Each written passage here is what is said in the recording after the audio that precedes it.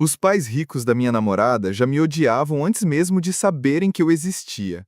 No caminho para a mansão deles pela primeira vez, parei na estrada de Itapecerica da Serra para ajudar uma senhora com uma Mercedes-Benz 280S dos anos 70, quebrada no acostamento. Resultado, cheguei com mais de 1 hora de atraso, todo sujo de graxa, já me preparando para ser chutado de lá com a sutileza de um coice de mula. E aí, adivinha quem apareceu logo atrás de mim? A própria senhora que eu tinha acabado de socorrer. Antes de continuar, me conta aí nos comentários, qual foi o momento mais estressante que você já passou conhecendo os pais de alguém? E não esquece de se inscrever, que aqui tem história nova todo dia. Bora lá para aquela estrada esburacada e solitária entre Cotia e a vergonha alheia. A ligação com a minha namorada, a Andressa, deveria ser aquele papo de apoio moral, sabe? Tipo, vai dar tudo certo, amor. Mas parecia mais um intensivão de ansiedade. Eu em pé no meu apertamento, sim, porque apartamento é elogio, já suando no único terno que eu tinha, enquanto a voz dela saía do celular num sussurro desesperada. Caio, lembra do plano, por favor, implorava ela. Quando meu pai perguntar o que você faz, você não fala que tem uma oficina. Você diz que trabalha com gestão automotiva especializada. E se minha mãe perguntar das suas mãos, você diz que está mexendo com marcenaria artesanal nas horas vagas. Mas pelo amor de Deus, não fale as palavras óleo de motor ou fluido de transmissão. Andressa, meu amor, eu tentei brincar. Eu sou mecânico, é isso que eu sou. É disso que eu vivo. E eu me orgulho, tá? Eu sei, Caio, e eu também me orgulho, muito. Mas eles são de outro mundo. Eles não vão entender. Só por hoje, só por essa noite. Você pode, por mim, interpretar o papel? Suspirei. Por ela, eu faria qualquer coisa. Inclusive fingir que era um engravatado gourmet só para impressionar os pais metidos à besta dela, o senhor Augusto e a senhora Beatriz Monteiro. Nunca tinha visto eles, mas as histórias, as histórias. Clube de campo, jantares beneficentes, aquele julgamento silencioso típico de quem acha que pobre é um erro de planejamento divino. E eu, com minhas mãos que nem sabão de mecânico dá jeito, era o retrato vivo de tudo que eles detestavam.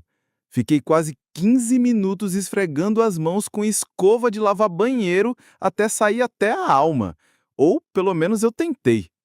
Entrei na minha Chevrolet C10 restaurada, limpinha, brilhando como se tivesse saído da fábrica ontem.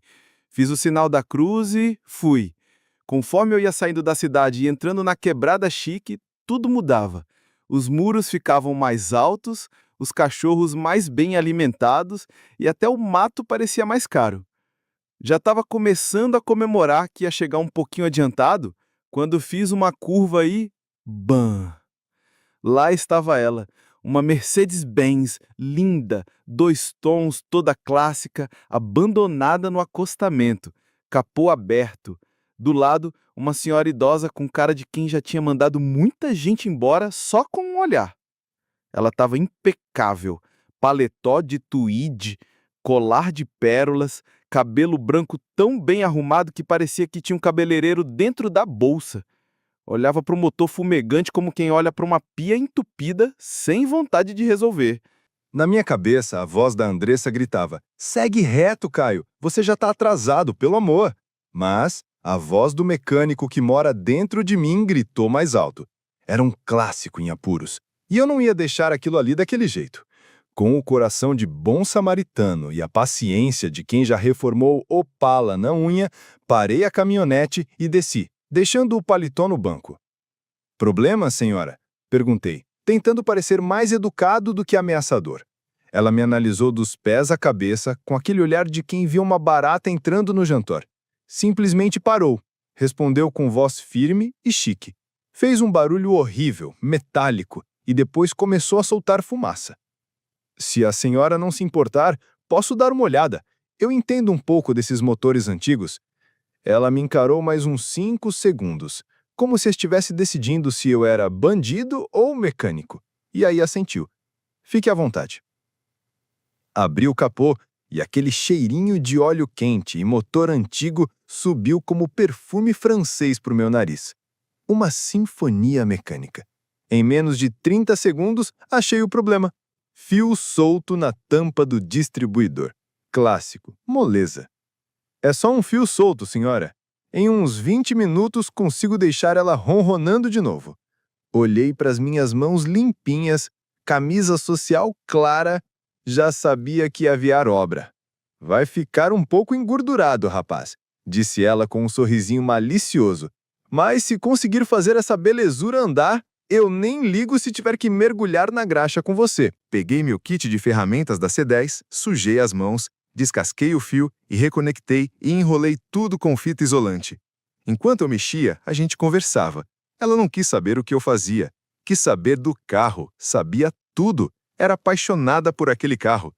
Quando terminei, limpei as mãos com um pano velho da caminhonete. Pronto, senhora. Pode ligar. Ela girou a chave. O motor rugiu, como se tivesse acordado de um coma. Que som maravilhoso! Ela sorriu. E não foi aquele sorriso social de madame. Foi sorriso de criança ganhando presente.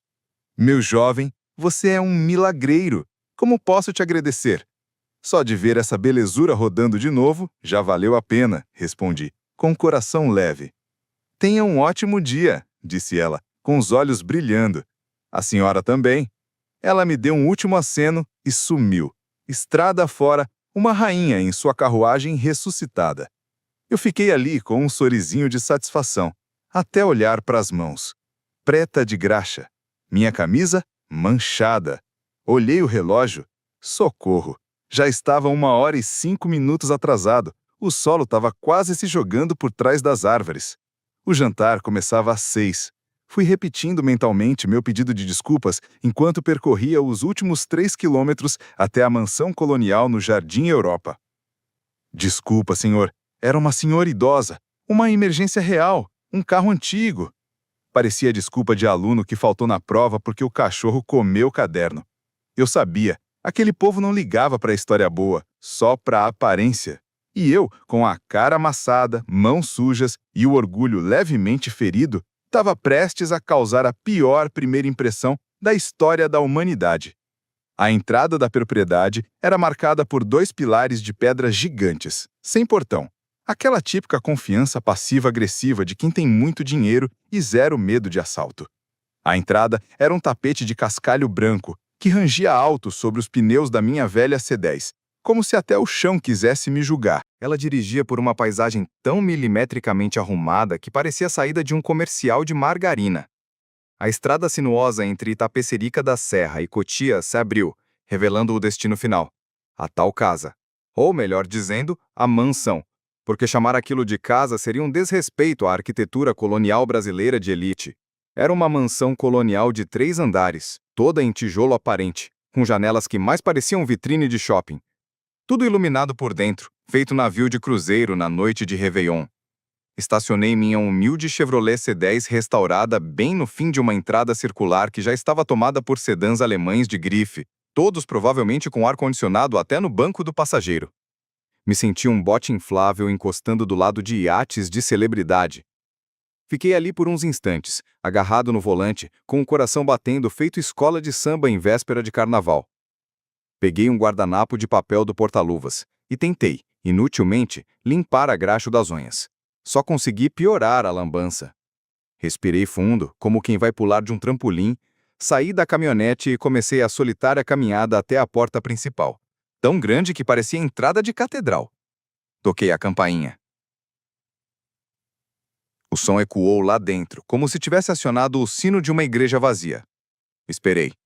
Quando eu já estava quase me sentindo um penetra de festa chique, a porta se abriu. E lá estava ela, Andressa Monteiro. O rosto dela, que eu só via por videochamada, antes cheio de expectativa e charme, agora era uma mistura de pavor com vergonha alheia. Caio? Sussurrou, com os olhos arregalados olhando para minha cara suada, cabelo bagunçado, mãos sujas de graxa e o terno que já tinha visto dias melhores. Meu Deus. O que aconteceu com você? Você tá bem? Tentei te ligar, fiquei preocupada. Desculpa, Andressa. Comecei com a voz engasgada e cansada. Eu tava vindo, mas parei para ajudar uma senhora que estava com o carro quebrado na beira da estrada. Nem deu tempo de terminar. Duas figuras apareceram atrás dela no corredor chique da mansão, iluminadas pela luz amarelada da varanda. Os sogros, Augusto e Beatriz Monteiro, exatamente como Andressa descreveu, só que piores. Ele era alto, grisalho, com aquele ar de quem acha que pobre é contagioso. Estava usando um smoking tão alinhado que parecia ter sido passado por mordomo. O rosto, um retrato do desdém.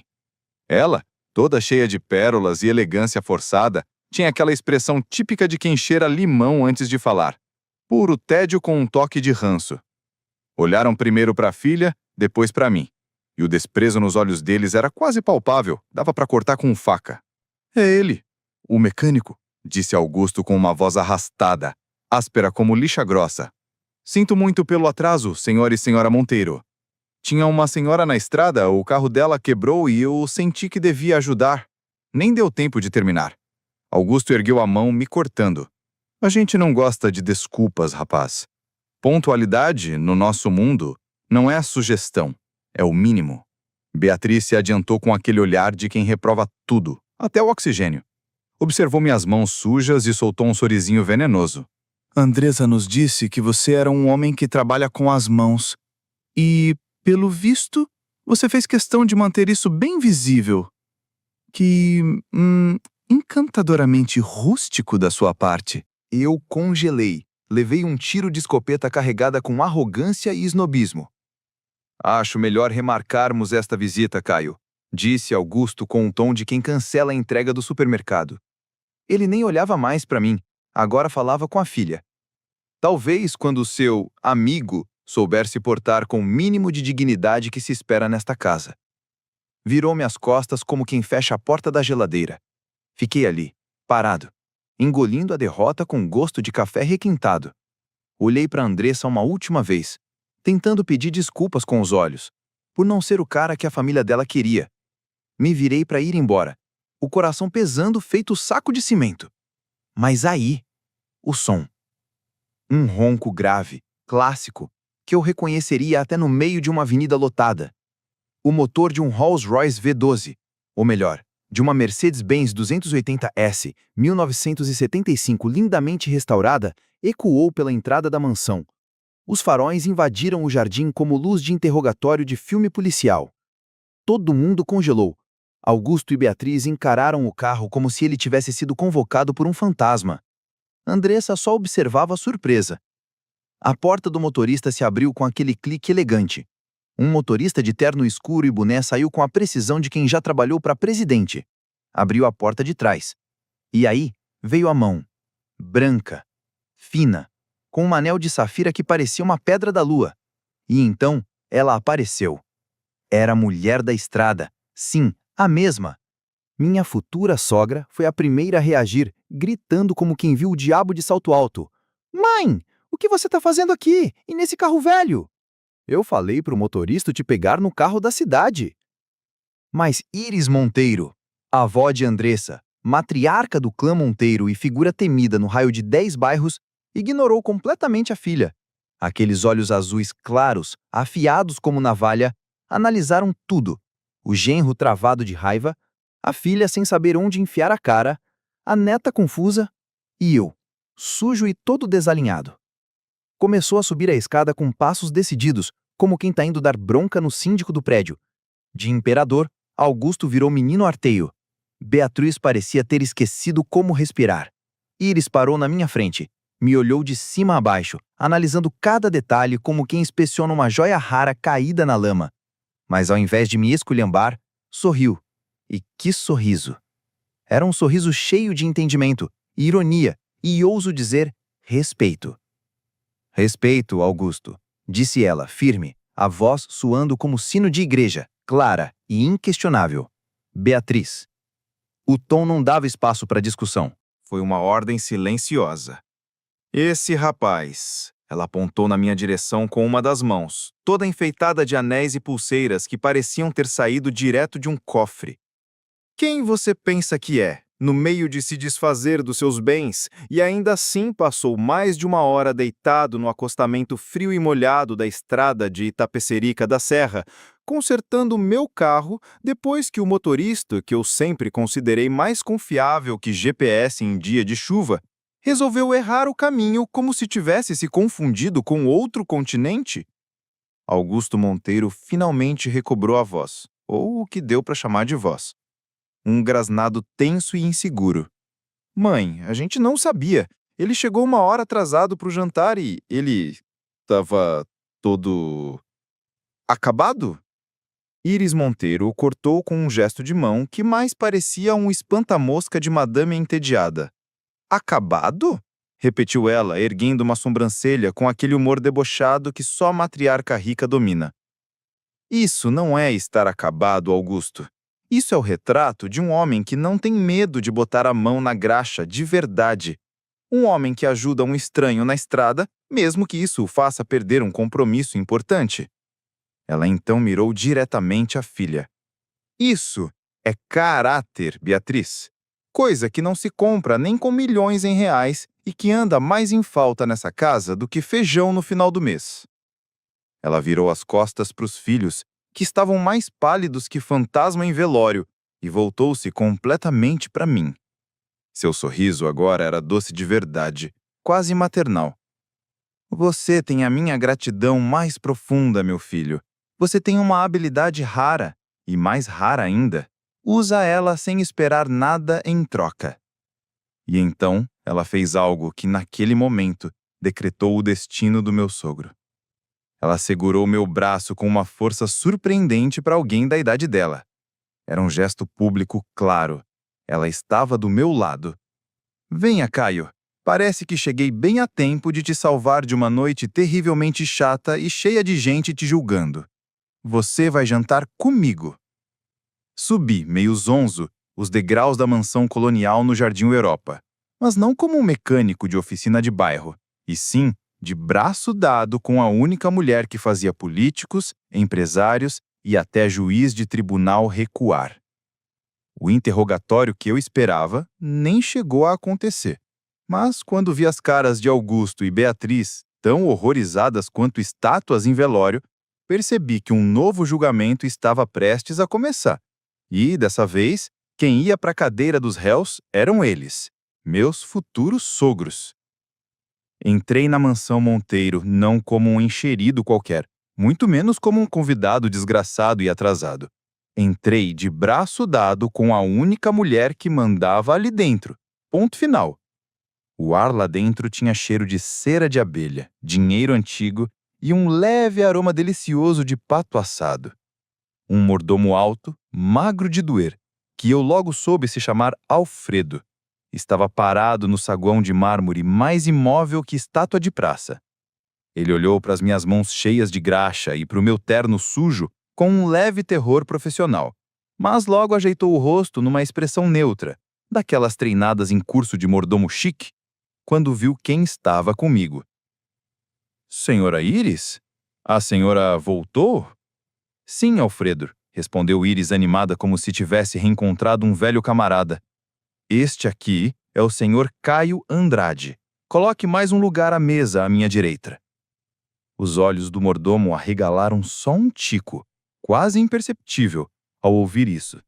O assento à direita da matriarca era o lugar de honra. Mais tarde eu descobri que o Augusto sonhava com esse lugar fazia anos.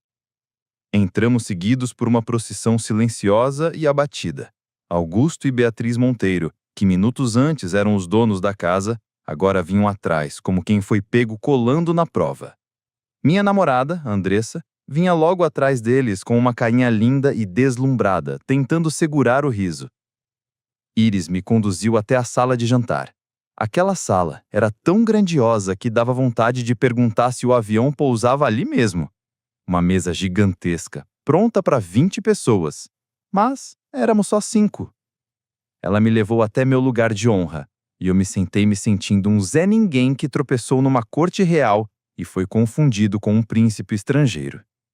O jantar que veio a seguir foi um dos momentos mais surreais, mais gratificantes e, ao mesmo tempo, mais aterrorizantes da minha vida. Aquilo não foi uma refeição. Foi uma ópera silenciosa, uma encenação afiada. E Iris era a única diretora do espetáculo. Os filhos?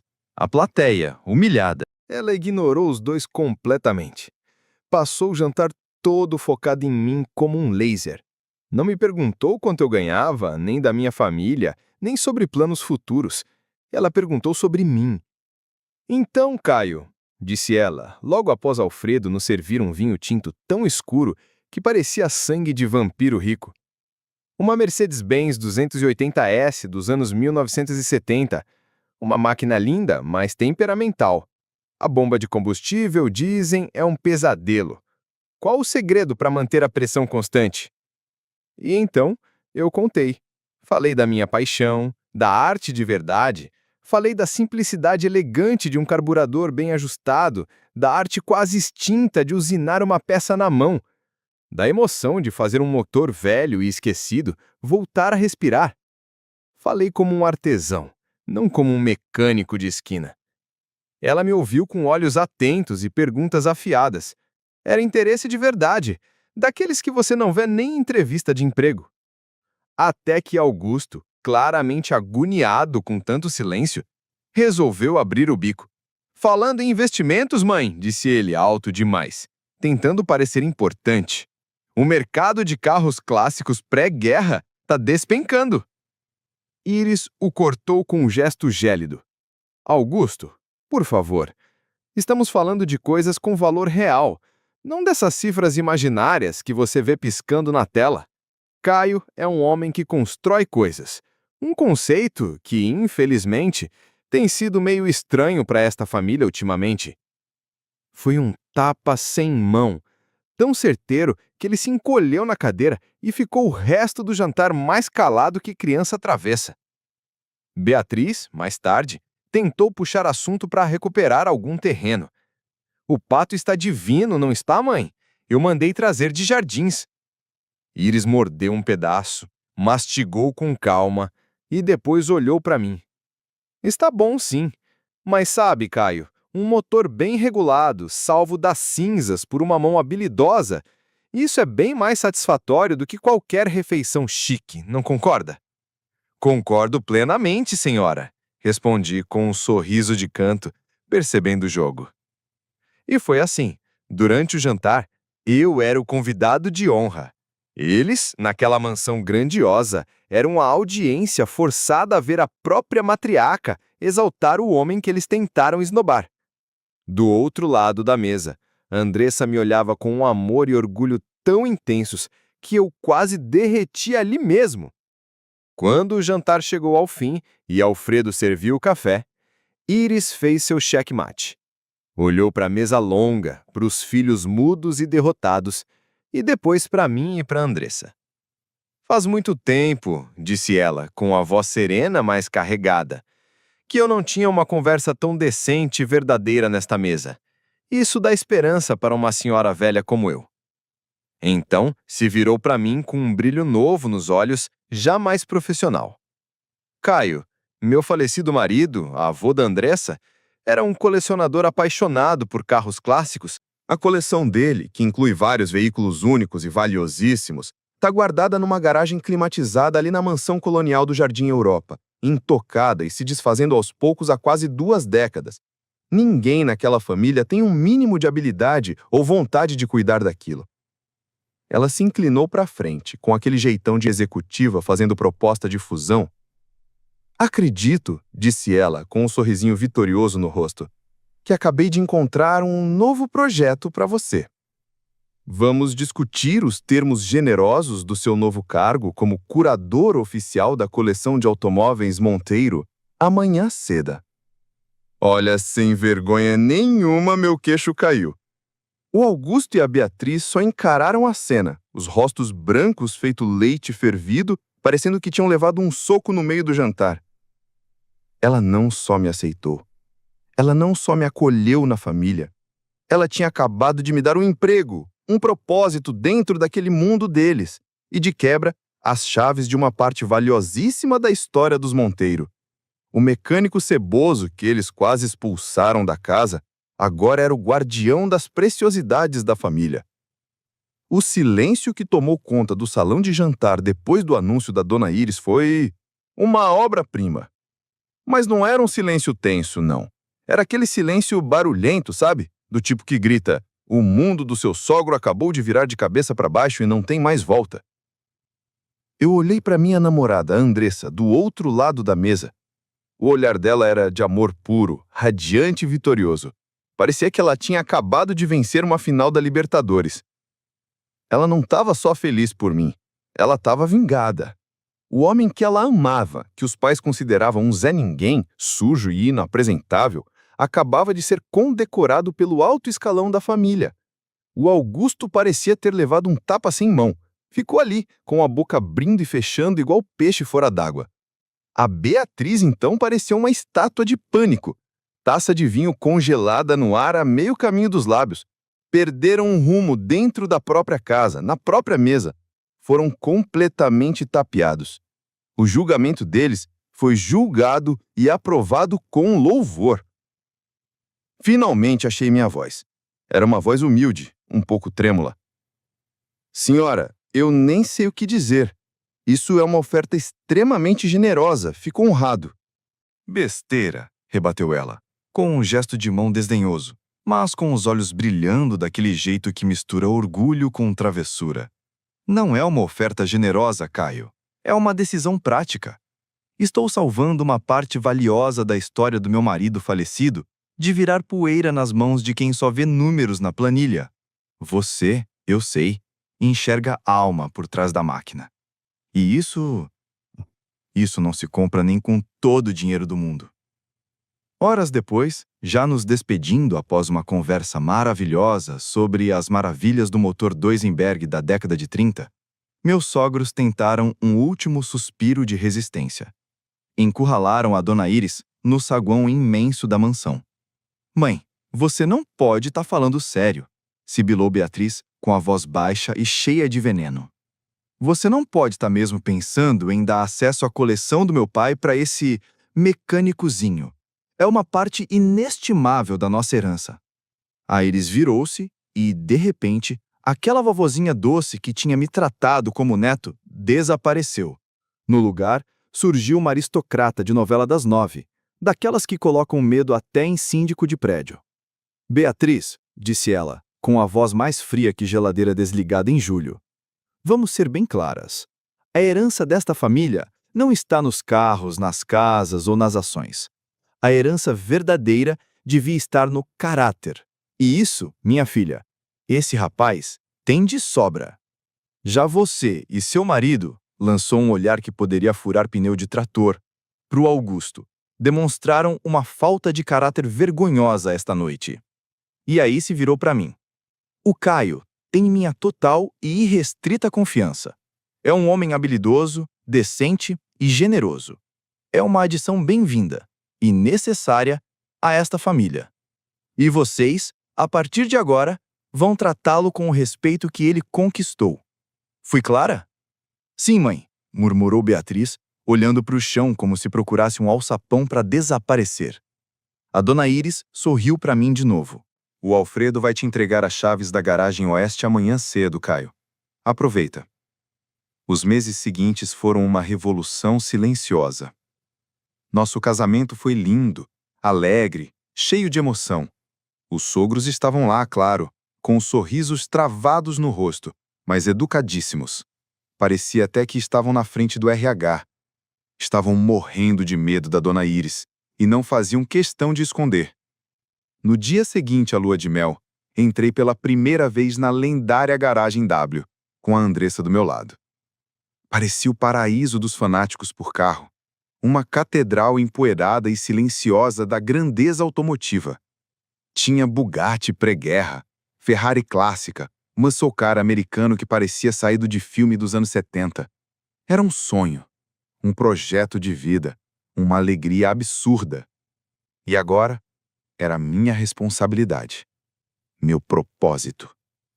Nunca mais precisei fingir que era gerente de oficina ou administrador de concessionária, nada disso. Aliás, a própria Dona Iris fazia questão de convidar os sogros para irem até a oficina, para entenderem melhor meu trabalho de restauração. Eu explicava carburador, mostrava as engrenagens, tudo isso com as mãos sujas de graxa, a graxa nobre, a graxa honesta, a graxa de quem faz o que ama. Era a vingança silenciosa, fina, calculada e brilhante da matriarca, por mim. Meses depois, numa noite tranquila, Andressa e eu pegamos um dos restaurados, um Jaguar E-Type 1965, que parecia ter saído de uma vitrine, e fomos passear pela estrada de Itapecerica da Serra. O sol estava se pondo, o ar fresco, e ela do meu lado, com um sorrisinho de quem acabou de ganhar um abraço do universo. Lembrei daquela primeira noite horrível, do medo que senti, indo conhecer os pais dela. Eu estava pronto para esconder quem eu era, fingir ser mais apresentável só para agradar. Mas no fim foi uma atitude simples e genuína. Parar para ajudar uma desconhecida com o carro enguiçado, que virou a chave do meu destino. Minha vingança não veio da humilhação deles, veio da beleza sincera daquele momento. Eu não fui aceito apesar de quem eu era. Fui acolhido, celebrado e triunfante por causa disso. Fui fiel a mim mesmo e, por isso, encontrei uma nova e muito melhor família. Com graxa, chave inglesa, amor e tudo. Uma história perfeita para mostrar que o verdadeiro valor está no caráter, e não na etiqueta da roupa ou no sobrenome do RG. O que você achou da forma como a matriarca, Iris, colocou a família no lugar deles? Deixa aí nos comentários. Se curtiu essa história incrível de justiça e reviravolta, clica no botão de curtir e se inscreve no canal para não perder mais nenhuma. E claro, ativa o sininho, que vem mais bomba boa por aí. Obrigado por assistir e até a próxima. Quantas vezes a gente já se sentiu pequeno por não se encaixar nos moldes de um mundo cheio de aparências?